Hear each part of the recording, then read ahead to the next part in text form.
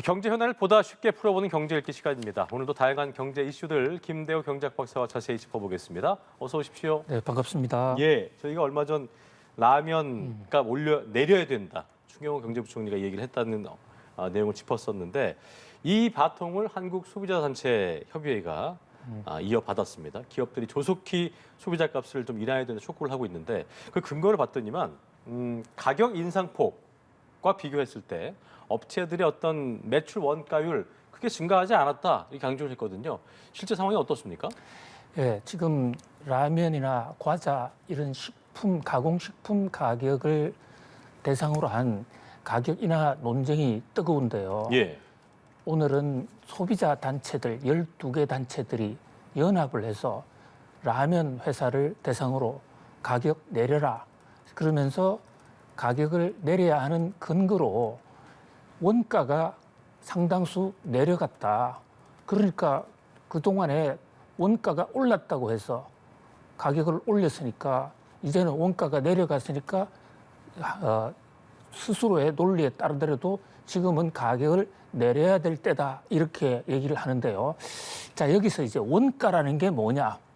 원가라는 것은 흔히 말하는 매출 원가인데요. 매출 원가는 기업이 물건을 팔기 위해서 그 재료를 사올 때 들어가는 비용에다가 플러스 그것을 생산하는 데 들어간 노임, 임금을 더한 겁니다. 그야말로 이제 생산비를 얘기하는 것이죠. 1분기 지금 재무지표가 나오지 않았습니까? 1분기 재무지표를 보니까 농심 중에 지금 매출 1위를 기록하고 있는 농심의 경우에는 오히려 매출 원가율이 내렸어요. 자, 매출 원가율이라는 것은 총 물건을 팔아서 벌어들인 매출액분에 거기서 매출 원가가 재료비 플러스 가공비가 얼마나 들었느냐 이것을 따지는데요. 여기 오히려 줄었다. 이 얘기는 결국은 분모에 들어가 있는 물건을 팔아서 번 돈, 매출액이 많았거나 아니면 원가가 줄었거나 둘 중 하나가 아니냐.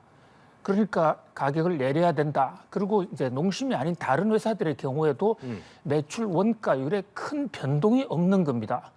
그렇다면 지금은 가격을 올려야 될 것이 아니라 더더군다나 지금 1분기만을 기준으로 한 건데 이 1분기는 지금보다 밀가루 값이 더 높았던 때입니다. 또 그 팜유, 기름 가격도 지금보다 높았을 때인데 지금 이 순간은 거의 2분기가 끝나가지 않습니까? 예. 지금은 더 떨어져 있다. 이런 주장, 그러니까 그야말로 원가 전쟁이 벌어지고 있다, 논쟁이 벌어지고 있다 이럽니다. 다만 여기에 대해서 이제 라면 업체들은 그 대목은 좀 착시 현상이 있었을 수 있다. 특히 농심 같은 데는 원가가 떨어진 것은 우리가 미국에다 공장을 만드는 바람에 거기서 원가가 떨어진 게 평균 원가 감소로 온 것이지 현재 그 밀가루 가격이라든지 또는 팜유 가격 이런 게 미리 사놓은 것도 있고 또 국내 제분업체를 통해서 들어오는 게 대부분인데 제분업체란 게 밀가루를 만드는 밀을 가지고 밀가루 만드는 업체입니다. 그 회사들이 아직 밀가루 가격을 안 내려주고 있다. 미리 비싸게 산 것도 있고 지금 그 밀 같은 경우는 예. 또 안 내렸기 때문에 예. 뭐 지금 올릴 만한기 때문에 올린 거다라는 얘기인 거죠. 예, 그 아직까지 내릴 요인은 국제 밀가루 가격이나 팜유는 떨어졌지만 현재로서는 자세히 들여다보면 라면 업체가 가격을 내릴 정도는 아니다. 이렇게 지금 팽팽히 맞서고 있는 것입니다. 그러니까 박사님 같은 전문가분들은 이제 중립적으로 바라보실 수 있기 때문에 현상을 또 파악하시고 2010년 때 이제 정부가 권고한 이후에 내려라 하면서 그때도 이제 식품 기업들이 가격을 인하했었잖아요. 릴레이가 이어졌었는데 지금과 그때 상황을 좀 비교해 주시고 실제로 박사님 보실 때 지금 정부가 권고하는 것처럼 기업들 입장에서는 이런저런 이유를 대고 있지만 내릴만하다라고 보시는지 아니면 기업들의 말처럼 아직 내릴만한 건 아니다라고 보시는지 그 부분까지 좀 짚어주십시오. 예, 역사는 돌고 돈다라는 역사학자 모라비에의 어떤 유명한 어떤 그 경고가 있습니다만은 2010년에도 이와 비슷한 그러니까 지금으로부터 12년 전입니다. 당시에는 이명박 정부 때였죠. 그때도 지금 2010년이라는 시점은 그 전에 글로벌 금융위기 때문에 금리를 굉장히 올려서 세계 경제가 위축이 되고 또 서브프라임 사건 때문에 경기 침체가 왔던 그런 점에서 그 당시에 물류 난도 있었고 또 공급 난도 있었습니다. 그래서 당시에 밀가루 값이 올랐다는 이유로 라면 회사들이 물건 값을 많이 올렸거든요. 예. 그런데 2010년이라고 그러면 파고가 한 걸음 지나간 때지 않습니까? 그 경제가 가장 어려웠던 정점이 2008년이거든요. 이렇게 2010년쯤 돼서 밀가루 원가가 내렸다고요. 그때도 똑같이 정부하고 소비자 단체, 업체들이 전쟁을 했는데 결국은 라면 업체들이 항복을 했습니다. 그래서 가격을 내렸어요. 최대 7% 정도 내렸는데 그런데 이게 몇 년 안 가서 슬금슬금 다시 올려서 그 효과는 별로 없었기는 했습니다. 그러나 당시에 라면 회사들이 이 라면 값을 내리는 것이 하나의 가격 안정화, 전체 소비자 물가 억제를 시키는데 하나의 신호탄이 된 그런 점은 상당히 의미가 있다고 볼 수 있겠어요. 자, 지금 상황도 그 당시 경제 상황하고 아주 비슷한 게 우크라이나 전쟁이나 금리 인상 초기에 가격이 많이 올랐다가 지금은 이 밀가루 값이 많이 떨어졌습니다. 추경호 부총리의 지적에 따르면 무려 고점 대비 50%가량 떨어져 있습니다. 그런데 라면 업체 입장에서는 이 가격이 언제 또다시 오를지도 모르고 이러기 때문에 좀 불안한 그런 측면도 있죠. 그러나 저는 현재 지금 이 식품 가격은 이른바 경제학에서 말하는 가격의 수요 탄력성이 굉장히 낮은 품목입니다. 거꾸로 말씀드리면 가격이 올라도 거기에 소비자들이 저항해서 안 먹거나 소비를 줄이기가 굉장히 어려운 음식이에요. 라면이 특히 그렇습니다. 라면이 가장 서민의 음식인데 가격 올랐다고 안 먹으면 라면 이외에는 물밖에 없지 않습니까? 요즘 물값도 굉장히 높아졌습니다. 그러다 보니까 좀 라면 업체들이 물가 안정, 물가 오른세 심리에 좀 선도적인 역할을 하는 게 옳겠다. 그다음에 지금 현 상태의 재무지표만 놓고 보면요. 농심 같은 데는 영업 이익 증가율이 전년 동기 대비 80%입니다. 지금 80%나 늘어났습니다. 또 매출 증가율이 도 지금 거의 15%, 20% 되거든요. 현 상태만 놓고 보면 분명히 그 가격 인하의 요인이 있다. 그런데 회사마다 이게 이제 도입하는 시점에 선물을 해칭하는 그 장기 계약을 하는 경우도 있고 단기 계약을 하는 경우도 있으니까 가격이 내렸다 하더라도 장기 계약을 하는 사람들 입장에서는 라면 업체에서는 아직도 가격이 덜 떨어진 경우도 있을 거거든요. 그렇죠. 뭐 이런 경우를 좀 소비자 단체하고 논의를 충분히 해봤으면 좋지 않겠냐 이런 생각을 해봅니다. 어쨌든 가격 인하 쪽으로 기대를 좀 해보겠고요. 자, 때이른 폭염 때문에 냉방비 또 전기요금 걱정이 굉장히 커지고 있는 상황인데 한전이 3분기 요금 어떻게 할까 싶었는데 3분기는 동결하겠다 이렇게 발표를 했네요. 그렇습니다. 올릴 줄 알았는데. 예. 그렇습니다. 그 요금을 동결하고 한다니까 그러니까 전기요금을 올리지 않기로 했으니까 일단 여름에 전기요금 폭탄, 냉방비에 따른 전기요금 폭탄은 뭐 그렇게 심각하지 않을 것으로 보여져서 일단은 안도의 한숨이 나오긴 한데요. 네. 그런데 정말로 한전이 이 수지에 자신들의 원유 도입 그리고 전기 발전 생산 비용을 낮추어서 가격을 전기요금을 동결했다 그러면 정말 쌍수를 들어서 감사합니다 이렇게 얘기를 할 수가 있는데 지금 그런 상황이 아니거든요. 한전의 적자가 지금 45조로 엄청납니다.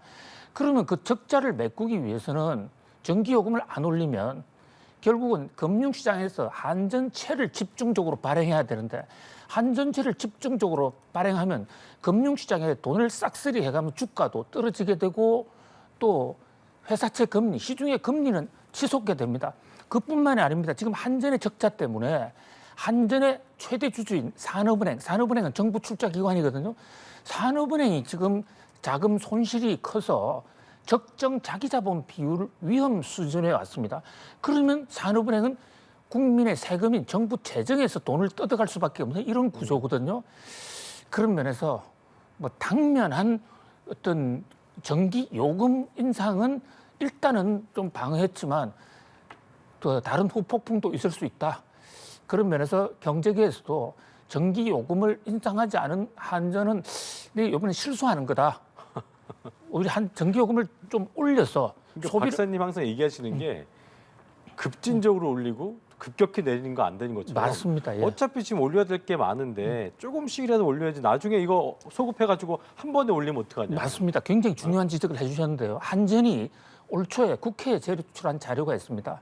한전의 경영 정상화, 지금의 누적 적자를 해소하고 이제 그러니까 균형으로 갈 수 있는 2026년까지 균형 목표를 잡기 위해서는 올해만 킬로와트 아워당 52원을 올려야 된다고 그랬습니다. 그랬었잖아요. 예, 52원을 올리면 올해 경영 적자가 해소되는 게 아니라 앞으로 3년 후에. 3년. 예. 그렇게 3년. 자, 그런데 얼마 올렸느냐? 지금 1분기에 13원 올렸습니다.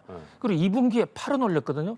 그럼 52원 올려야 되겠다고 했는데 그동안에 21원밖에 올리지 않았어요. 아직 60%더 올려야 돼요. 그럼 31원에 지금 인상 폭탄이 남아 있다고요. 그러니까요. 이거를 만약에 일각에서는 한전 선거 포퓰리즘 아니냐. 만약에 국회의원 선거 직후에 올리면 국민들이 말도 표현을 못할 거고 그때는 폭탄을 맞고 경제에도 큰 충격이 올 수 있지 않냐. 경제 연착륙이 되지 않을 수가 있다. 그런 각도에서 좀 분기별로 올리기로 되어 있으니까 서서히 올리고 오히려 전기 사용량을 줄이도록 유도하고 요금이 오르면 전기 사용량은 좀 줄게 됩니다. 그렇죠. 그밖에 한전이 차구 노력을 좀 해서 원가를 좀 줄이는 노력.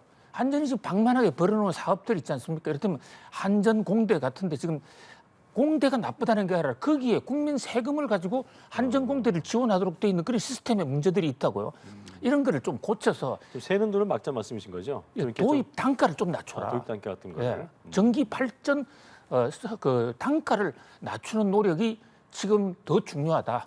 도입 단가 낮추려면 또 연구개발비 들어가야 될 텐데 또 고민을 해야 될 텐데, 그죠? 근데 현대 방만하게 하는 사업 같은 거 이런 것을 좀 자제할 필요가 있는 것이죠. 그렇군요.